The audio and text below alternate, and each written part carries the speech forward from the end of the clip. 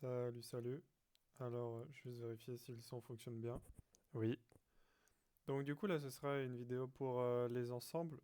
Mettez le son bien fort parce que je peux pas le mettre plus fort apparemment. Du coup, pensez à le mettre plus fort. Je vais pas expliquer tout des ensembles parce que c'est très long et pas forcément toujours facile à expliquer. Donc je vais expliquer ce dont je suis presque sûr et euh, ce qui pourra être clair à expliquer pour moi. Mais sinon, allez vers le prof de maths.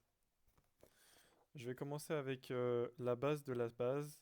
Donc, un ensemble, c'est une collection d'objets distincts. Chacun des objets est appelé élément. Donc, en fait, c'est un petit peu comme si vous aviez une boîte. Donc ici, ça, c'est un ensemble. Et à l'intérieur de cet ensemble, chaque petite croix, ça va être un élément. Imaginez que ceci c'est un sac à main ou un sac à dos et qu'à l'intérieur vous avez vos cours, vous avez votre eau, vous avez votre carte, je sais pas, n'importe quoi. Et bah chaque objet à l'intérieur de votre sac qui est appelé du coup un ensemble est appelé un élément. Chaque ensemble, enfin chaque élément peut appartenir à un ensemble.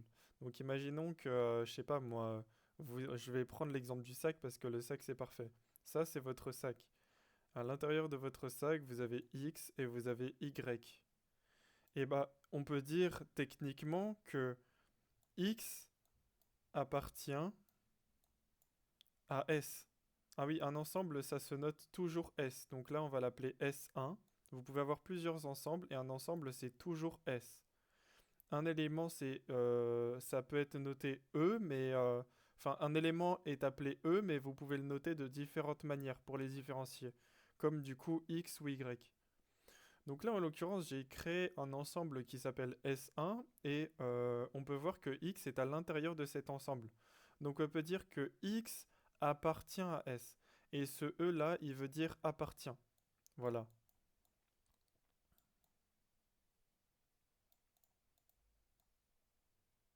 Voilà. Je sais pas si je l'ai bien écrit, mais c'est pas grave. Et on a Y qui appartient à S. Donc là, on a dit que X appartenait à S, appartenait à cet ensemble parce qu'il était à l'intérieur, et que Y appartenait à cet ensemble parce qu'il se trouvait à l'intérieur. Mais est-ce qu'il n'y aurait pas un moyen beaucoup plus simple de noter tous les éléments qui se trouvent à l'intérieur d'un ensemble? Donc je vais renoter le S1. Voilà. Et bah si. Et cette notation, on va l'appeler S1, donc du coup on donne le nom de l'élément, égale. Et ensuite, on va utiliser des parenthèses spéciales. C'est celle-là. Je ne sais pas comment elle s'appelle. Et vous allez mettre chaque élément qui se trouve à l'intérieur de votre ensemble, séparé par une virgule. Et ensuite, on vient fermer l'ensemble. Donc là, je viens de définir l'ensemble S qui contient X et Y de manière mathématique. Au lieu de faire un dessin, j'explique que S1 contient X et Y. Mais il est possible d'avoir bien plus dans un ensemble. Imaginons que je mette Z, que je mette O, que je mette I. Et bah là par exemple ici on aura S1 est égal à X, virgule, Y, virgule, Z, virgule, O, virgule, I, fermer l'ensemble. Donc là, on vient de définir euh, comment on image un ensemble de manière mathématique. Comment on pose ça sous forme de calcul, entre guillemets, même si c'est pas vraiment un calcul. Maintenant, je vais venir apporter de nouvelles choses. Il est possible d'avoir plusieurs ensembles. Imaginons que j'ai un ensemble qui s'appelle S2. Cet ensemble S2, il peut par exemple contenir, je sais pas moi, P, Q, L, Et bien en fait, là, les éléments qui se trouvent dans S1 n'appartiennent qu'à S1. Et les éléments qui se trouvent dans S2 n'appartiennent qu'à S2. Mais c'est aussi possible d'avoir un cas où un ensemble se trouve dans un autre ensemble. Je vais prendre un exemple. Je vais appeler cet ensemble-là S3. Voilà. Et à l'intérieur de cet ensemble, on a ici S4. Voilà, je l'appelle S4. Et ici, on a de nouvelles lettres. Donc, on a W ici. On a R ici. Ici, on a, je sais pas moi, on a T et U. Et bah ici, on peut dire que l'ensemble S4, il appartient à S3. Pourquoi? Parce que l'ensemble S4 se trouve à l'intérieur de S3. L'appartenance avec égalité, ça se note comme ceci. Donc là, je vais dire que S4 appartient ou est égal à S3. Et c'est le cas parce que là, si je prends les éléments T et U, ils sont à l'intérieur de S4, mais ils sont aussi à l'intérieur de S3, vu que l'ensemble avec les éléments est à l'intérieur de S3. Du coup, on peut dire que ça appartient et que c'est égal à S3. Mais on ne peut pas dire l'inverse. Il n'est pas possible de dire S3 appartient ou est égal à S. Attendez, je vais enlever ça, c'est tout moche. Voilà, S4. Pourquoi ça? Donc là, je vais bien le barrer. Ça, ce n'est pas possible. Pourquoi? Parce qu'ici, on a des éléments qui s'appellent R et W qui ne sont pas à l'intérieur de S4. Donc en fait, on ne peut pas dire que R et W qui se trouvent dans S3 appartiennent ou sont égaux à S4 puisqu'ils ne se trouvent pas à l'intérieur. Donc dans ce cas précis, S4 euh, contient ou est égal à S3, mais S3 ne contient pas S4. Si jamais vous avez deux ensembles qui sont les mêmes, donc par exemple, je sais pas moi, je vais créer un ensemble, je vais descendre un petit peu, voilà. Je vais créer un ensemble qui s'appelle S5, voilà, et je vais créer un ensemble qui s'appelle S6. Si jamais les deux ont T, et bah je peux dire que S5 est égal à S6. Même si S5 ne contient pas S6, si jamais j'ai deux ensembles qui ne sont pas imbriqués les uns dans les autres mais qui contiennent le même nombre d'éléments, je peux dire que S5 est égal à S6. Et il est aussi possible de dire que si jamais j'ai deux ensembles, que ici j'ai T et Q, et ici que j'ai uniquement T. Là, je vais l'appeler du coup S7 et S8. Comme ça, je suis sûr de ne pas vous perdre. On peut dire que S8 contient les éléments de S7. Même si S8 ne se trouve pas à l'intérieur de S7, on peut dire que euh, S8 contient... Non, c'est l'inverse, c'est S7 contient ou est égal aux éléments de S8. Voilà. Euh, c'est la même chose. Par exemple, imaginons que je prenne S9 qui contient 1, 2, 3, 4, 5, 6, 7, 8, 9 et que je prends S10 qui contient comme élément 2, 4, 6, 8, on peut dire que S2 contient ou est égal à, S1. Ça, c'est appelé les sous-ensembles quand on a un ensemble à l'intérieur d'un ensemble et lorsqu'on a deux ensembles avec le même élément et qui peuvent être imbriqués, on appelle ça un sous-ensemble. pardon, un ensemble en extension. Maintenant qu'on a vu tout ça, on va voir... Ah non, pardon, le sous-ensemble d'un ensemble, ça arrive après, donc tout ça, je vais l'enlever. Et je vais venir avec le sous-ensemble d'un ensemble juste après. Donc là, hop, voilà. Pourquoi je peux plus... Ah voilà, ok. Ok. Donc, il est aussi possible de dire que... Attendez, je vais prendre un exemple concret. Non, vous savez quoi? Là, en vrai, j'ai expliqué à peu près tout ce qu'il y avait à savoir sur les ensembles et comment ça fonctionnait. Je vais passer l'étape de P qui contient un élément tel que égal à 2. De exposant l'élément. Parce que j'ai pas trop compris cet endroit et je pense que je dois encore réviser. Donc, si jamais j'ai compris, enfin une fois que j'aurai compris de ça, je ferai une autre vidéo. Et je vais expliquer maintenant différentes notions. On dit qu'un élément ne contient rien. Donc, non, on dit qu'un élément est... Un ensemble, pardon, est vide quand on a ce symbole. Donc là, je vais mettre S1 est égal... Là, je mets les parenthèses bizarres. Là, je mets un rond et je mets une barre. Ce rond et cette barre, ça veut dire que S1 ne contient pas d'éléments. N'a pas d'éléments à l'intérieur. Mais ça ne veut pas dire que S1 est vide, vu que vide est un élément. Je dis que S1 ne contient pas d'éléments.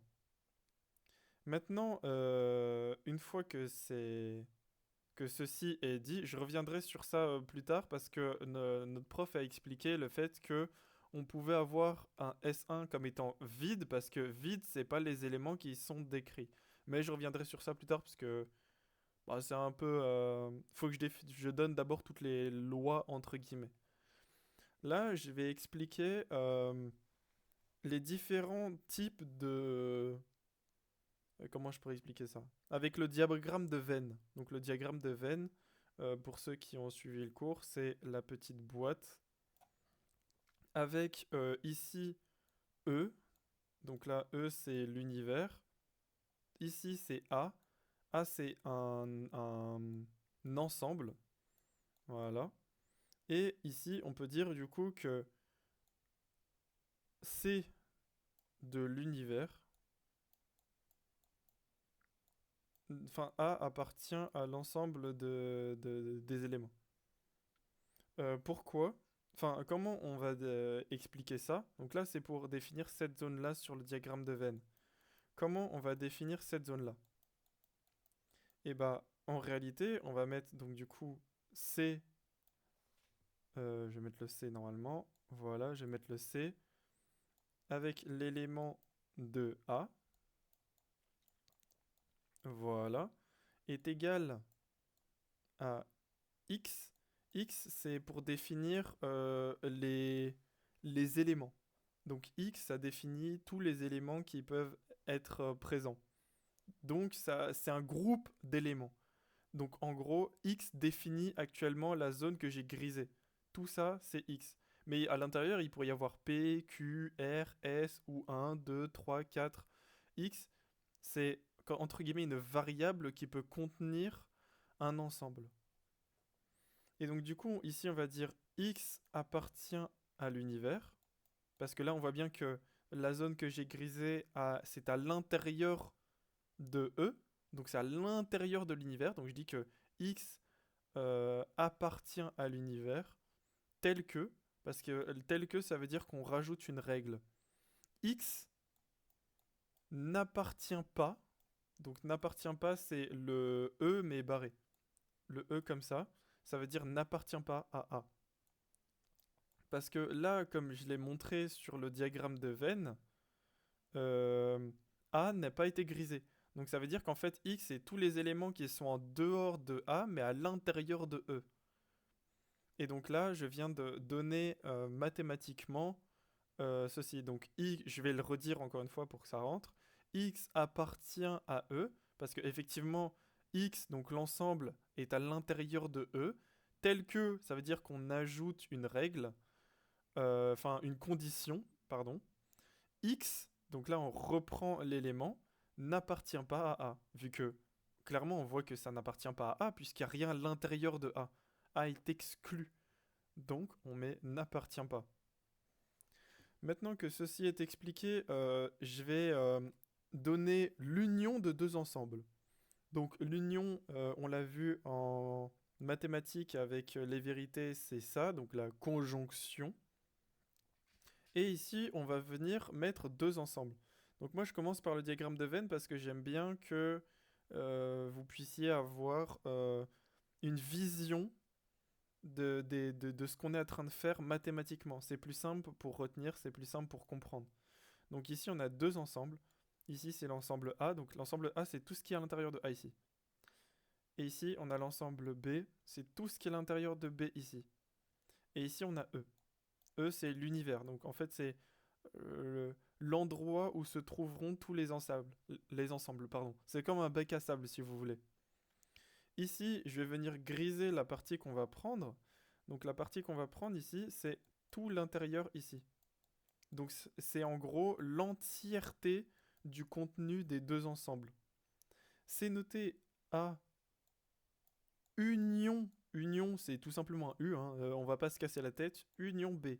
Ça veut dire que en gros, A union B, ça veut dire que X, tout ce qui est X appartient forcément soit A, soit B, soit aux deux ensembles.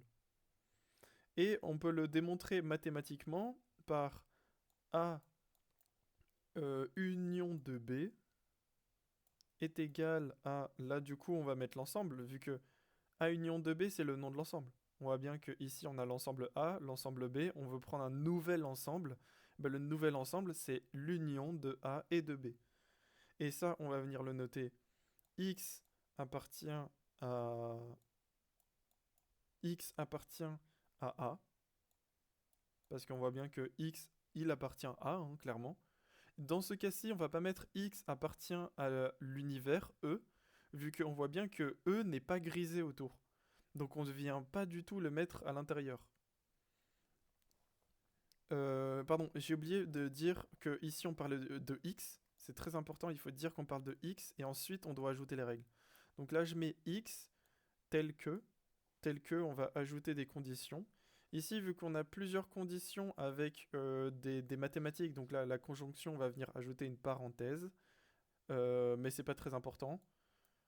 Ici, je mets le X appartient à A. X, de nouveau, je le redis, c'est une variable qui contient tous les éléments qu'on veut. Ça veut dire qu'ici, tous les éléments appartiennent soit à A, soit à B, soit aux deux. Et on voit bien que toute la zone est grisée, donc ça contient tous les éléments qui sont ici. Et ici, on va mettre disjonction. Disjonction de X appartient à B. Pourquoi on a mis la disjonction? C'est une question que vous pourrez vous poser et je vais venir y répondre. Parce que ici, si on a la disjonction, pour rappel, ça fait il faut que l'un des deux soit vrai ou que les deux soient vrais. Là, en l'occurrence, si jamais on a i.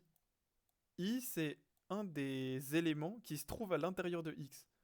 Si i est à l'intérieur de a, ça veut dire que a est vrai. Et si a est vrai et que b est faux, b, vu que faux, i ne se trouve pas dans b, bah vrai et faux, ça donne vrai. Ici, si ça trouve uniquement dans B, bah à l'intérieur uniquement de B, si on a faux vu que c'est pas dans A, vrai vu que c'est dans B, on obtient vrai. Et enfin, si c'est au milieu, si c'est vrai et vrai vu qu'on est dans A et dans B, eh ben on obtient bien vrai. Donc en fait, ici on vient de définir mathématiquement euh, un, un, une combinaison d'ensembles qui du coup s'appelle l'union de deux ensembles. Je passe très très vite sur les points, mais si vous avez des questions ou quoi, dites-moi. Là, on va passer à l'intersection de deux ensembles A et B. Donc je vais venir faire de nouveau mon diagramme de Venn pour que ce soit beaucoup plus simple à comprendre, vu que mathématiquement Pas forcément facile, donc j'ai besoin d'avoir un support visuel pour pouvoir expliquer. Là, on va venir prendre cette partie-là. Donc là, de nouveau, on a deux ensembles qu'on va de nouveau appeler A et B. Et ces deux ensembles se trouvent dans un bac à sable qu'on va appeler E ou univers. Ici, ce qu'on veut avoir, c'est A intersection de B. Donc l'intersection de A et de B, ça se note A. Intersection, c'est une petite montagne de B. Et enfin, du coup, je vais venir le mettre mathématiquement. A intersection de B, c'est égal à mettre la parenthèse bizarre, x tel que x appartient à A.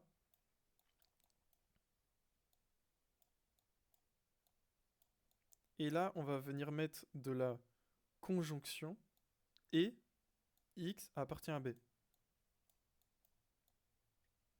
Et là, pourquoi ici on met de la conjonction alors que en soi, bah oui, enfin ça peut être dans A ou dans B, et bah parce que la conjonction, pour que ce soit vrai, il faut que cette condition-là et cette condition-là soient toutes les deux vraies. Donc il faut que x appartienne forcément à A et que x appartienne forcément à B, puisqu'il n'y a que vrai et vrai qui donne vrai dans la conjonction. Donc en fait, on est obligé d'avoir l'élément qui se trouve à l'intérieur de A et à l'intérieur de B. C'est pour ça qu'on appelle ça une intersection. J'ai utilisé deux fois ça, c'est pas très beau, mais bref, on s'en fout. Maintenant qu'on a vu l'intersection, on va venir voir le cardinal de deux ensembles. Attendez. Ah non, il nous manque un truc. Ok. Excusez-moi. Non mais parce que on a noté pendant très longtemps, du coup je suis un peu perdu. Ok, c'est bon. Maintenant, je vais dire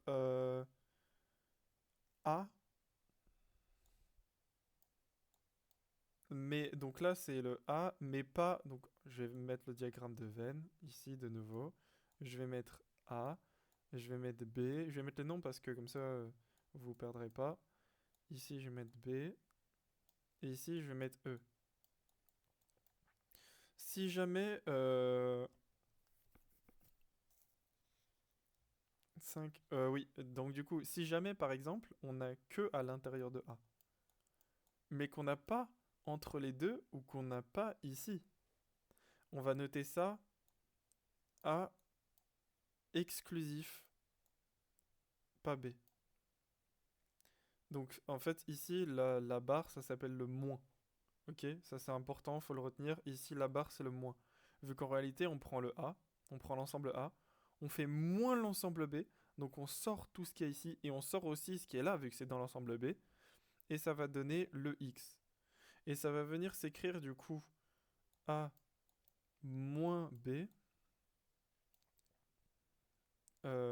est égal à X tel que X appartient à A, vu que là on voit que X est à l'intérieur de A. Euh, Conjonction de X qui n'appartient pas à B. Merde, j'ai bien A, excusez-moi. Hop. Conjonction de X qui n'appartient pas à B.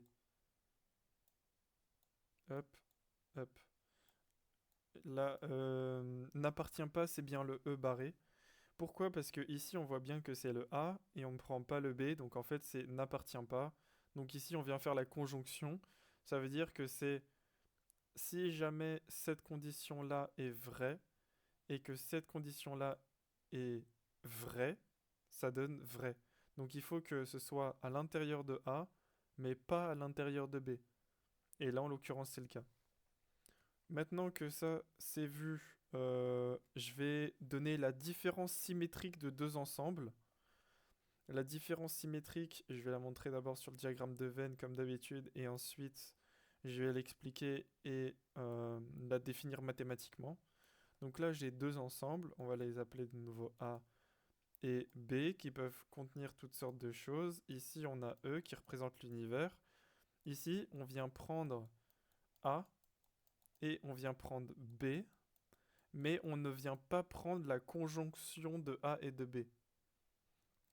Et du coup, l'inverse de la conjonction, c'est quoi? Bah, l'inverse de la conjonction, c'est la disjonction exclusive. Là, ça va être noté du coup à delta B. Donc le delta, c'est bien le petit triangle. Voilà.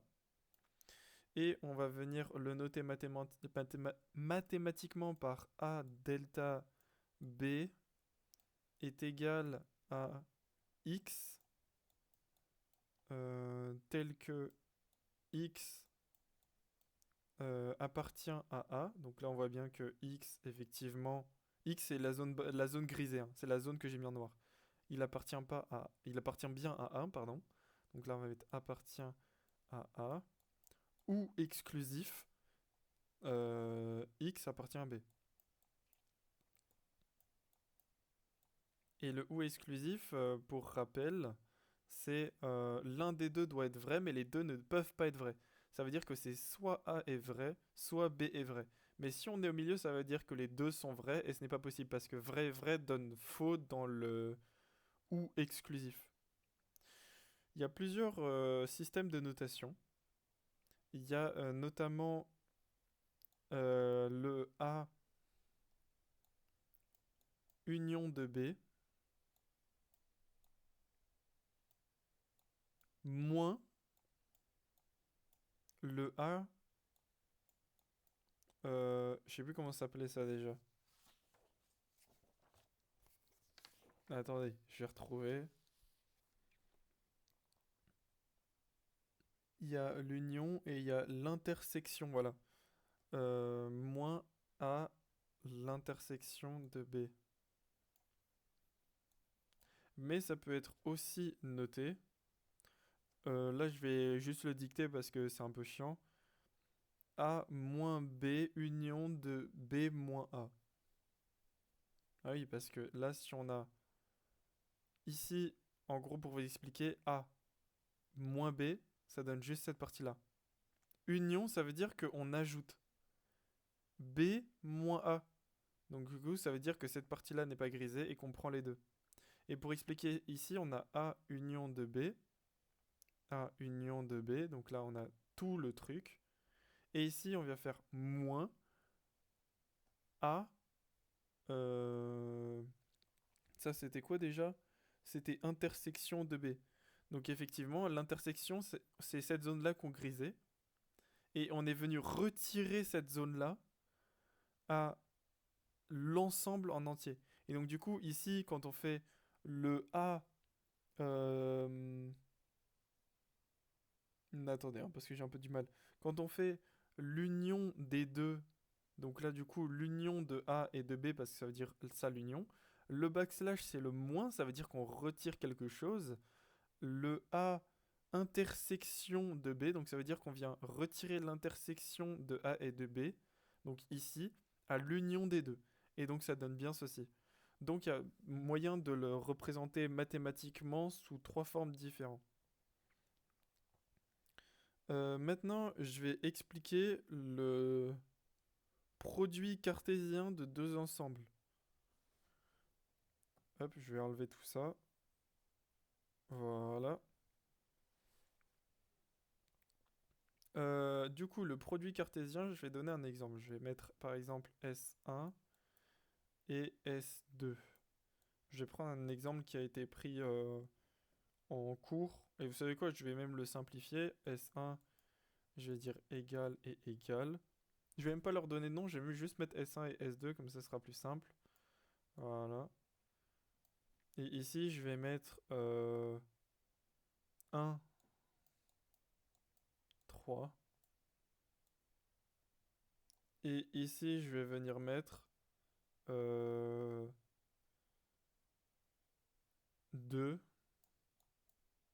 6. Et bah, l'union cartésienne, ça se représente comme ceci. Donc là, je vais venir faire le produit cartésien. Donc ici, je vais mettre S1. Produit cartésien, c'est juste un X, c'est pas un point, c'est un produit cartésien. Attention. De S2. et ça se note comme ceci. Donc en fait, ici, on va venir imbriquer le S1 dans S2 et imbriquer le S2 dans S1. Donc là, ça va donner, ici, je réouvre, et là, on aura des binômes. En fait, on va venir mettre le 1 avec le 2, le 1 avec le 6, le 3 avec le 2 et le 3 avec le 6. Donc en fait, ici, on va venir avoir 1,2. Ici, on ferme. Virgule, virgule, c'est toujours pour séparer. 1,6. On ferme, virgule. 3,2. On ferme, virgule. 3,6. On ferme. Et enfin, on vient fermer l'ensemble. Donc là, on est venu faire le produit cartésien de deux ensembles, c'est-à-dire que on les a imbriqués l'un dans l'autre. Ça peut se représenter pas avec le diagramme de Venn cette fois-ci, mais on peut le représenter par sur un plan orthonormé. Donc ici en l'occurrence on a le S1 ça va représenter ici, donc S1 ça va représenter cette flèche là, et cette flèche là elle va être représentée par S2. Donc ici S2 là c'est équivalent à 2, ici c'est équivalent à 6, ici c'est équivalent à 1, ici c'est équivalent à 3. Et bah sur ce repère, on peut dire que ici 1, 2, 1, 6, 3, 2, 3, 6, c'est des coordonnées. 1, 2, 1, 6, 3, 2, 3, 6. Et donc là, on est venu le représenter sur un repère orthonormé, le produit cartésien de deux ensembles.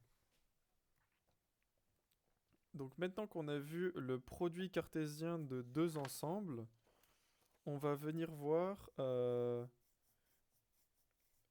les ensembles de nombres. Les ensembles de nombres, c'est tous les différents types de nombres. Bon, ça, j'ai pas compris ce que ça faisait dans la matière, mais c'est pas grave, je vais le voir quand même. Ici, on a le n majuscule avec une petite barre. Ça, c'est les naturels. Donc là, je vais l'appeler nat. Ensuite, on a le... Là, je vais mettre... Vous savez quoi? D'abord, je vais expliquer. Les nombres naturels, c'est les nombres qui sont 1, 2, 3, 4, 5, 6, 7, 8, 9. Bref, vous m'avez compris. Les entiers, ça contient aussi les négatifs. Et en fait, ici, je vais mettre le C. Et le C, en fait, c'est contient. C'est pas contient ou est égal. Là, on vient reprendre les notions des ensembles. Parce qu'en fait, le N. Ah oui, c'est ça. Le N avec une barre qui est les naturels. C'est un ensemble qui est contenu à l'intérieur de Z. Et le Z avec une barre, c'est équivaut à quoi? C'est équivaut aux entiers. ENT. La différence entre les naturels et les entiers, c'est que les entiers sont capables de euh, contenir des valeurs négatives. Ici, je vais mettre le petit c de nouveau. Je vais venir mettre le q. Donc là, ça veut dire qu'en gros, les nombres naturels, à l'intérieur des nombres entiers, on a les nombres naturels. Et maintenant, ce sera à l'intérieur des nombres rationnels, donc rationnel. Moi, je ne sais plus trop ce que c'est les nombres rationnels, mais en gros, à l'intérieur des nombres rationnels, on a les nombres entiers et les nombres naturels. Enfin, à l'intérieur, donc là, de nouveau, c'est des ensembles. Tous les nombres naturels forment un ensemble qui s'appelle n. Tous les nombres entiers forment un ensemble qui s'appelle z. Tous les nombres rationnels forment un ensemble qui s'appelle q. Ici, on a le r. Voilà. Le r avec une petite barre.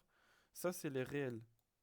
Les réels, voilà, c'est les nombres à virgule. Donc en fait, les nombres à virgule contiennent des nombres rationnels, des nombres entiers, vu qu'ils peuvent passer en négatif, et des naturels. Et enfin, les nombres complexes contiennent tout ça, et on vient rajouter les lettres. Donc là, du coup, c'est I exposant de E est égal à -1, A et B appartiennent à R, et tout ça. ça c'était une petite aparté, je trouvais pas forcément ça très intéressant, mais bon, le prof l'a expliqué, du coup je l'explique. Et enfin, les sous-ensembles de R. Donc R, c'est les nombres réels, donc c'est une suite à virgule. Donc je vais venir le mettre ici, hop, voilà. C'est tous les nombres euh, qui passent du négatif au positif contenant les nombres à virgule. Et en réalité, ici, on peut venir faire une droite. Et on peut venir dire que par exemple, ici c'est 1. Et que ici c'est infini, plus infini. Et ici c'est moins infini. Bah oui, parce que en soi, vu que les nombres réels, c'est des nombres qui peuvent être positifs jusqu'à l'infini et négatifs jusqu'à l'infini. Et qui peuvent être dans les virgules. Ça veut dire qu'en fait, ici, ça peut être sur tout le long de la droite. Et ici, on peut venir définir des trucs, enfin comment je pourrais dire ça? On peut venir définir un ensemble au niveau de cette droite. Comment on va faire? On va venir... Attendez, j'ai éclaté un moustique. Ouais, voilà, c'est bon. On va venir... Par exemple, je vais donner un exemple. Ici, on va exclure A, virgule B, exclu. Ce que ça veut dire, c'est que ici, je vais venir mettre ça comme ci, je vais remettre les exclusions, et imaginons que A, c'est égal à moins 5 et que B, c'est égal à 5. Et ben on va venir prendre toute cette partie. Et donc en fait, exclusion de A, virgule B exclu, ça veut dire que c'est un ensemble qui comprend toutes les valeurs entre, par exemple, si A est égal à moins 5 et B est égal à 5, toutes les valeurs entre moins 5 et 5 sans moins 5 et 5, c'est-à-dire qui est forcément au-dessus de moins 5 et qui est forcément en dessous de 5. C'est l'équivalent d'avoir ce petit logo, qui veut dire plus grand que, mais on ne met pas le égal en dessous vu que il ne contient pas. Donc si je dis plus grand que 5, 5,5 ça passe, mais 5 ça ne fonctionne pas. Donc le 5 n'est pas compris. Voilà. Je vais donner mathématiquement comment faire ceci. Ici, je vais remettre un ensemble. Donc là, je vais faire égal, voilà, pour que ici, cet ensemble-là, on puisse le définir mathématiquement. Et du coup, c'est x qui appartient à R. Donc là, c'est le R avec la petite barre, hein, on n'oublie pas, ça contient... R, c'est tout ça. R, hop, c'est tout ceci. Voilà. Tel que... Ici, on va avoir plusieurs opérations. Du coup, je vais mettre la petite parenthèse. X est supérieur à A. Est strictement supérieur, hein, pas égal. Hein, vu que ici, c'est moins 5 et on ne va pas prendre le moins 5. Donc, c'est supérieur à moins 5. Et, donc le et, c'est la conjonction. Hein. Conjonction, c'est les deux doivent être vrais pour que ce soit vrai. Donc, du coup, conjonction, X est plus petit que B. Bah oui, il est strictement plus petit. Et là, on vient fermer l'ensemble parce qu'en fait, on vient de définir tout cet espace. C'est entre moins 5 et 5. Donc là, par exemple, j'ai dit moins 5 et 5 pour A et B. Mais ça aurait pu être moins 10 et 10. Ça aurait pu être moins 7 et 4. En fait, c'est A et B peuvent être remplacés par toutes les valeurs que vous voulez. C'est juste, si jamais je fais moins 10 et 10, le moins 10 ne sera pas compris. C'est-à-dire que si c'est à moins 10, c'est pas bon. Par contre, si c'est à moins 9,999999, c'est bon, vu qu'on est dans les nombres réels. Ensuite, on a le fermé. Le fermé, donc là, du coup, je vais venir barrer. Hein. Voilà. Le fermé, c'est comme ceci. Voilà. Donc là, c'est A compris et B compris. Et là, le A compris, on vient juste rajouter des petites barres en dessous. Pourquoi? Parce que si c'est X est plus grand ou égal à A, c'est-à-dire que là maintenant, si jamais on est à 10, 10 est compris dans l'ensemble, vu que si X est supérieur ou égal à 10, et que euh, la valeur donc de x, là par exemple moins 10, est inférieure ou égale à 10, c'est compris dans l'ensemble. Donc là, on vient de définir cet ensemble-là, et cet ensemble-là, on peut par exemple l'appeler S1. C'est un ensemble avec un nombre de valeurs infini. Juste, c'est un nombre de valeurs infini limité. Voilà. C'est, le prof a bien fait attention à ça, c'est-à-dire qu'on peut avoir une infinité de valeurs à l'intérieur de ça, vu qu'on peut avoir moins 10, on peut avoir 4,43, 42, 51, 68, et voilà. Mais c'est une infinité limitée, vu qu'on ne part pas, on est à l'intérieur de barrières qu'on a définies nous-mêmes. Et alors le A ou le B peut être aussi représenté par moins infini ou plus infini.